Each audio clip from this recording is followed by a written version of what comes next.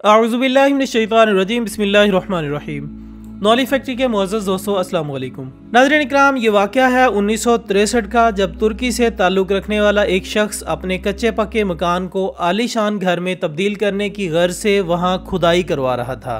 खुदाई के दौरान अचानक एक सख्त पत्थर इसके अमल में रुकावट बन जाता है। परेशानी के आलम में वो सख्त तरीन पत्थर का जायजा लेता है तो इसे मालूम होता है कि अगरचे पत्थर की सख्ती के आगे कुल्हाड़ा बेबस है, लेकिन पत्थर को एक जगह से दूसरी जगह मुंतकिल करना नामुमकिन नहीं। लिहाजा जैसे ही वो मजदूरों के साथ मिलकर पत्थर को दूसरी जगह मुंतकिल करने की गर्ज से हरकत देता है तो इसकी हैरत की इंतहा नहीं रहती, क्योंकि पत्थर सुरगते ही उसके आगे एक नई दुनिया मुंतजिर होती है। जी हाँ नाजरीन, पत्थर के नीचे इस शख्स को सीढ़ियाँ बनी नजर आती हैं, जिसे देखकर मालूम होता है कि गोया ये सीढ़ियां जमीन की गहराई तक ले जाने के लिए बनाई गई हों। अंदर झांकने पर इसे सीढ़ियों का इख्तिताम अंधेरों में जाता नजर आता है, तो मारे खौफ के इसमें हिम्मत नहीं पड़ती कि वो वहां उतरकर इस जगह का जायजा ले सके। लिहाजा वो इरादा करता है कि इन पुरस्रार सीढ़ियों के बारे में मुकामी हुकाम को इत्तला दे। ये सोचकर वो मुकामी हुकाम के पास जाकर सारे मामले पर आगाही देता है, तो फौरन रिसर्च टीम इस शख्स के साथ आकर पूरे मुकाम का जायजा लेती है, जिसके बाद हुकाम की जानिब से इस शख्स को दूसरी जगह ज़मीन अलॉट करके इस मुकाम को सरकारी मुकाम करार दे दिया जाता है। अब वो पुरस्रार सीढ़ियों वाली जगह मुकम्मल तौर पर सरकारी मुकामात में से एक हो जाती है, जिस पर तहकीकात का एक लंबा सिलसिला शुरू हो जाता है। मोहतरम नाजरीन, इन्हीं तहकीकात की गर्ज से जब मुकामी माहिरीन सीढ़ियों से नीचे उतरते हैं तो इनकी हैरत की कोई हद नहीं रहती, क्योंकि सीढ़ियाँ उतरने के बाद वो एक ऐसे वसीओ अरीज शहर में दाखिल हो चुके होते हैं जिसका तर्ज तामीर एहराम मिस्र की तरह पुरस्रार होता है। नाजरीन, तुर्की में मौजूद देरनकोयू या जिन्नात के शहर के नाम से मौसूम ये ज़ेरे ज़मीन शहर दुनिया का सबसे अजीबो गरीब और पुरस्रार इलाका है। देरनकोयू का ज़ेरे ज़मीन शहर तुर्की के जिस सूबे में वाक़ है, इस सूबे में कभी माजी में मारूफ अनातोलिया सल्तनत वाक़ थी। माहिरीन का कहना है कि देरनकोयू एक हैरत कदा है, जिस पर जदीद तहकीक ने यह साबित किया है कि इस शहर को 7वीं सदी कबल मसीह में तामीर किया गया था।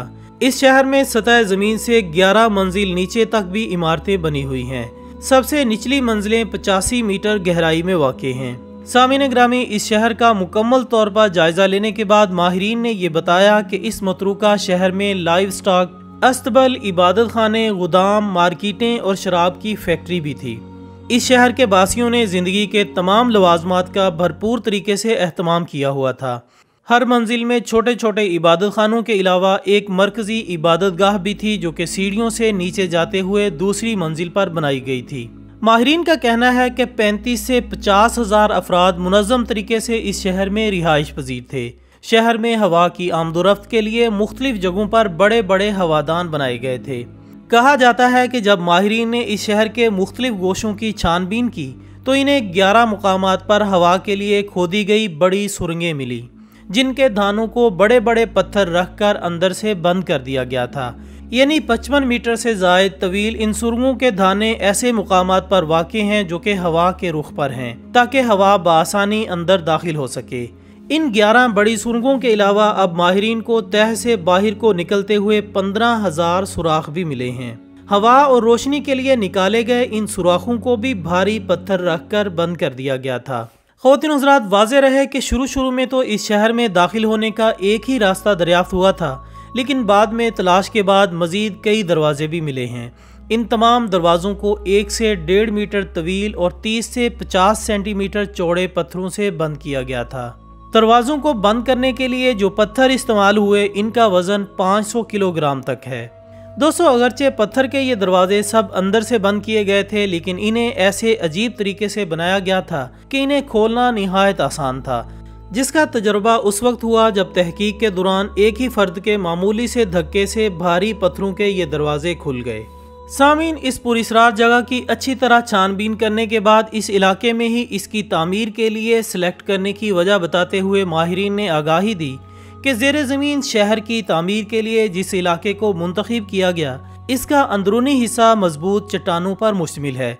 इसलिए माहिरीन का कहना है कि इतने बड़े पत्थर चट्टानों से काट कर शहर बसाना बज़ाहिर इंसानी बसात से बाहिर है। इस बात से मुकामी अफराद के इस ख्याल को तक़वियत मिलती है कि इस शहर को जिन्नात ने तामीर किया था, इसलिए मुकामी अफराद इसे जिन्नात के शहर के नाम से पुकारते हैं, जबकि माहिरीन के मुताबिक इस शहर की तामीर का आगाज 7वीं सदी कबल मसीह में हुआ था। फायरोगिन्स नामी कबीले के द्योकामद अफराद से ये काम कराया गया था, जो कि उस जमाने में तुर्की में आबाद थे। फिर इसकी तामीर का काम बैजेंटाइन और अखमोनिया सल्तनत के दौर में मुकम्मल हुआ।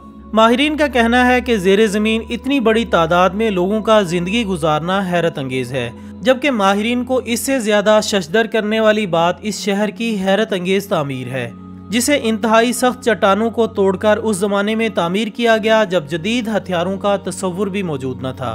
माहिरीन का दावा है कि ये शहर 10वीं सदी ईस्वी तक आबाद था, जिसके बाद इसे नामालूम वजूहात की बिना पर बंद कर दिया गया, जबकि बाज़ अफराद इस शहर की तामीर को पनाहगाह के तौर पर भी बताते हैं, जिसे मुख्तलिफ अदवार में छुपने की गर्ज से इस्तेमाल किया जाता था। यहाँ तक कि बाज़ंतीनी दौरे हुकूमत में इस शहर को उरूज हासिल हुआ, जिसे बाज़ंतीनियों ने 8वीं से 12वीं सदी ईस्वी तक अरब मुसलमानों के हमलों से बचने के लिए इस्तेमाल किया, जबकि मुकामी अफराद यानी ईसाई मंगोलों ने हमला आवरों और जंगों के दौरान महफूज रहने के लिए भी इस शहर में पनाह ली। अलबत्ता पहली जंग अजीम के बाद ईसाइयों को यहाँ से निकाल दिया गया और ये शहर भी बेआबाद हो गया।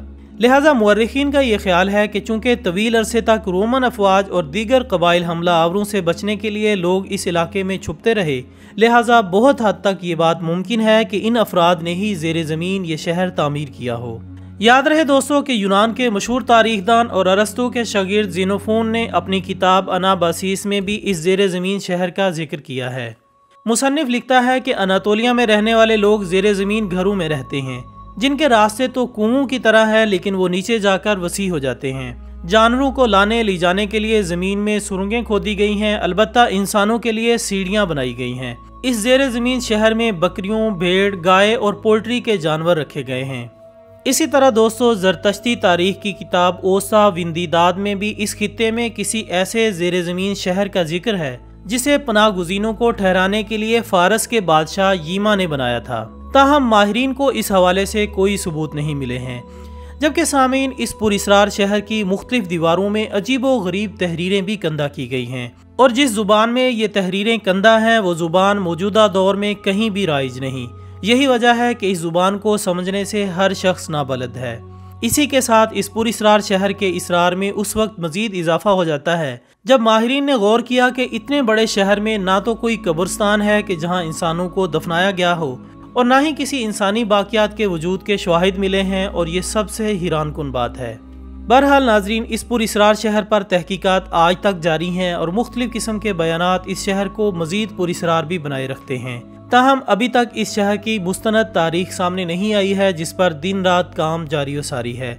अलबत्ता आज से 50 साल पहले ये शहर सयाहों के लिए खोल दिया गया था, और आज ये तुर्की के अहम और तारीखी आसार कदीमा में शुमार होता है, जहाँ हर रोज़ कई सयाह आते हैं और इस तारीखी मुकाम से लुत्फ़अंदोज़ होते हैं। तो दोस्तों, ये थी हमारी आज की दिलचस्प वीडियो। हम उम्मीद करते हैं कि आपको ये वीडियो ज़रूर पसंद आई होगी। इस वीडियो को अपने तमाम सोशल मीडिया अकाउंट्स पर शेयर करके हमारी हौसला अफजाई कीजिएगा, और कमेंट्स की सूरत में अपनी राय देना हरगिज़ मत भूलिएगा। हमारी अगली वीडियो आने तक अपना दोस्तों, रिश्तेदारों और गिरदोनवाह के तमाम लोगों का बहुत ख्याल रखिएगा। अल्लाह हाफिज़।